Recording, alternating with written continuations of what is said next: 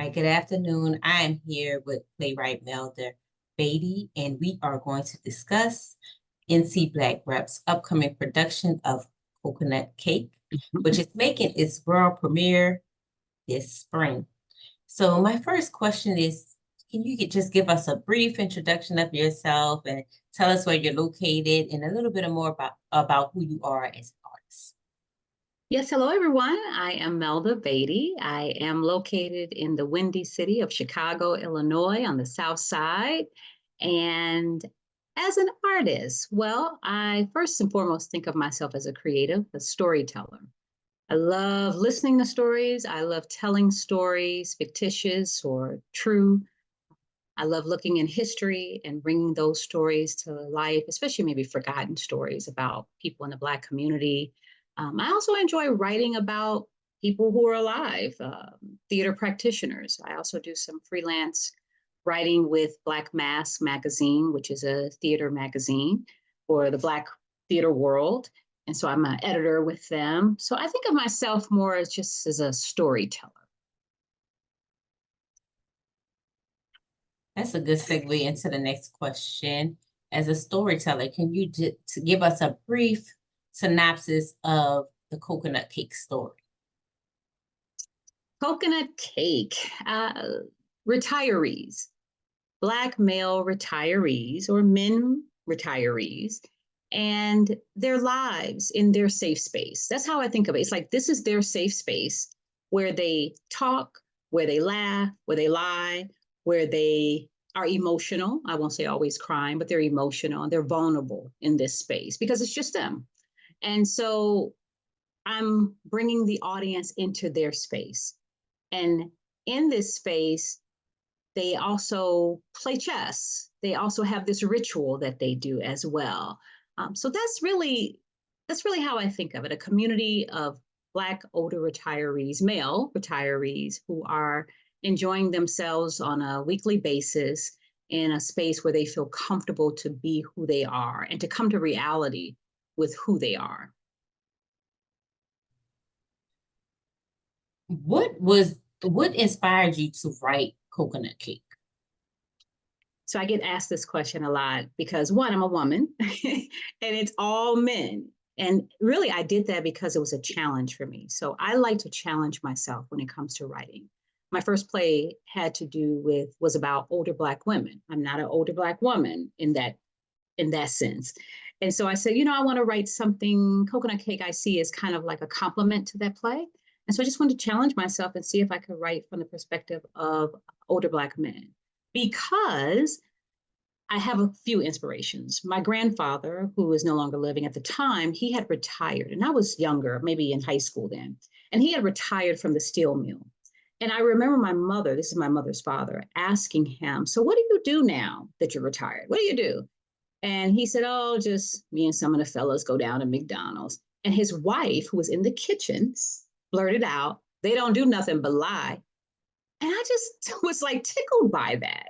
I was tickled by that. And I don't know, I didn't think of a play, but it stayed with me. And then as I saw more plays, especially August Wilson's play, Piano Lesson and Fences, particularly Fences, with the character Gabriel, it's and being in spaces where sometimes there are mentally ill people there who come in and maybe ask for money in some certain spaces. I don't know. All of that, I know all of that seems very random, just kind of came together, and maybe there's a story here. Maybe I didn't know if it's going to be a play or what, but there's something here in these connections between these older Black men and what they do. And so I think I was inspired by family, by surroundings, what I saw, and again, the challenge of writing from a different voice is what really inspired me. Yes, I was curious about that too. And as I read it, I felt like it was inspired in part by the writings of August Wilson, especially with the omission of the women characters. And then of course can I give things away? I don't know how to no spoilers, no spoilers. Okay, so yeah, I won't say that, but I was curious because you mentioned that recalling that conversation with your, I'm assuming your stepmother. My grandfather's wife. Okay. My grandfather's wife, who would have been, I don't know, I don't think you would say step grandmothers, but yes, yeah, but yeah, and her saying that, recalling that conversation, had you seen gatherings of men in McDonald's? Because I've actually seen it. And how did you bring in the element of chess? So it was because I did my research. And so again, not being an older Black man, I had to research, and so I observed the way my father and his brother talked. When we would go visit my grandfather, the things that he talked about, what interests him, what was going on in his life. And then I knew I wanted it to be, again, in a space. So my first play the setting was a porch, a front porch, and that was these women, that was their space. And so I had to figure out, where's this space for these older Black men who are retired? Well, in Chicago, and it sounds like where you're from too, they were meeting in McDonald's. That's where they were. And so I went to each McDonald's in my area, and I sat there and I listened and I eavesdropped and I introduced myself and I wrote notes and I asked questions. But a lot of times I just listened. And so I was going to the same two McDonald's for a while. And then when I was talking to the men, one man said, you need to go to that McDonald's over on Ashland, over on Pulaski or wherever it was. And he said, those guys over there. And I forgot what he said about them, but he made it seem like it was a lot happening over there. And when I went over there, sure enough, they were playing chess. And it was like, okay. So that's how the chess element came into the game, into the play, into the play. Yes. And I think it's critical too. And I think we can talk offline about that, because I can go on and on about coconut cake. What are there any I feel like you share some really exciting details about the research process of the writing, the research portion of your writing process. But are there any other aspects of the writing process that you would like to share at this moment? Like anything exciting happened, anything unexpected happened throughout it, or any revelations that you came to?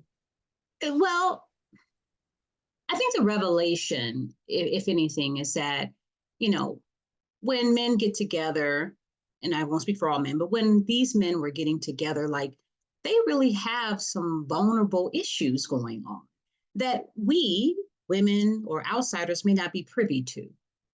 There are some things that they talk about in this space, or maybe they're reluctant to talk about, or whatever the case may be. I remember when I did introduce myself to one group and said what I wanted to do, how one man poured out his situation, his family dynamic with his son. He had a son who was mentally challenged. And so just from my question of like, tell me more about what do you do? And what do you do outside of here? When you leave here, what do you do before you come here? And he talked about how he had to take care of his son before he left. And so it's like, those vulnerable issues that you don't know on the surface unless you know these people, and who would they share them with? And maybe that's something that they talk about in their groups. So those revelations as well.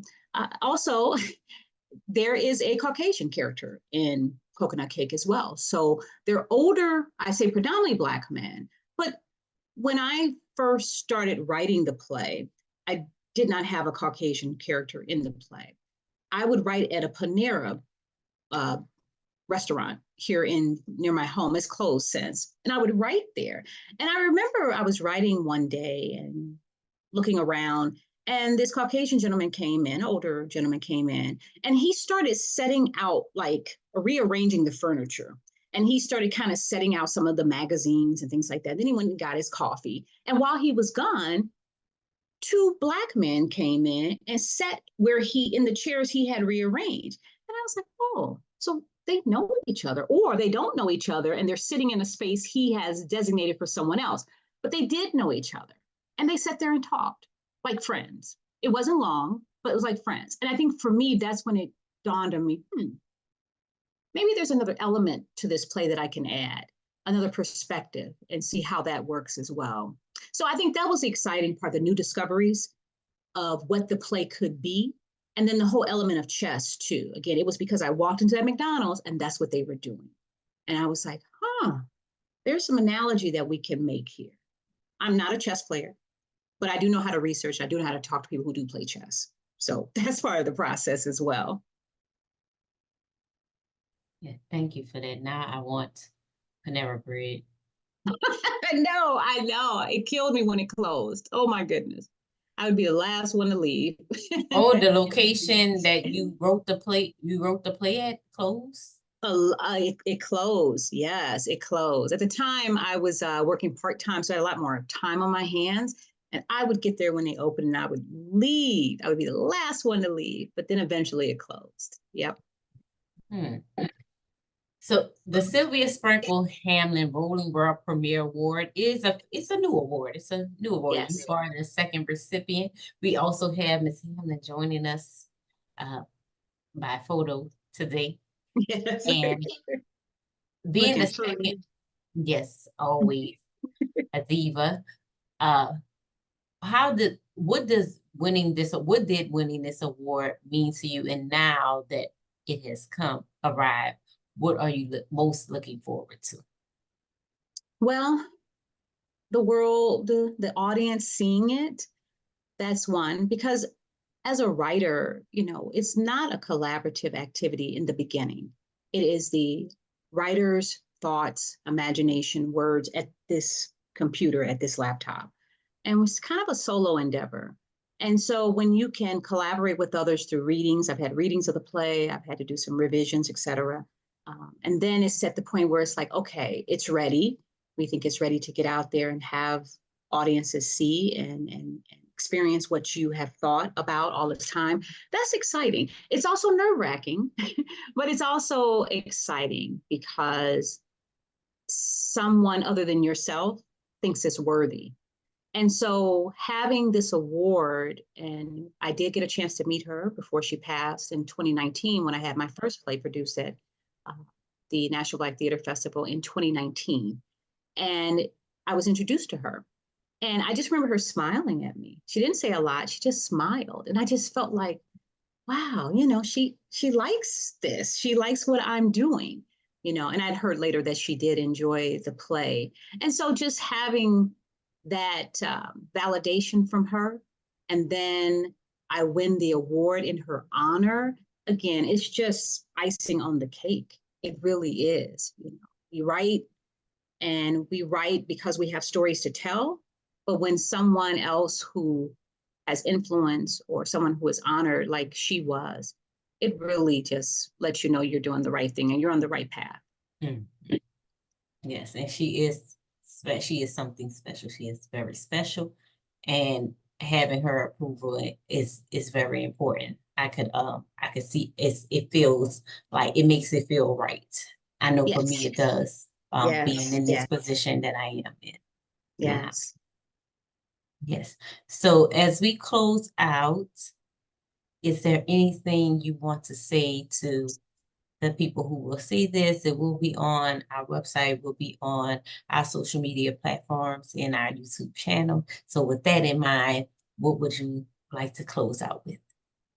Come on out, see Coconut Cake, April 4th through the 14th at the Hanesbrands Theatre in Winston-Salem, North Carolina.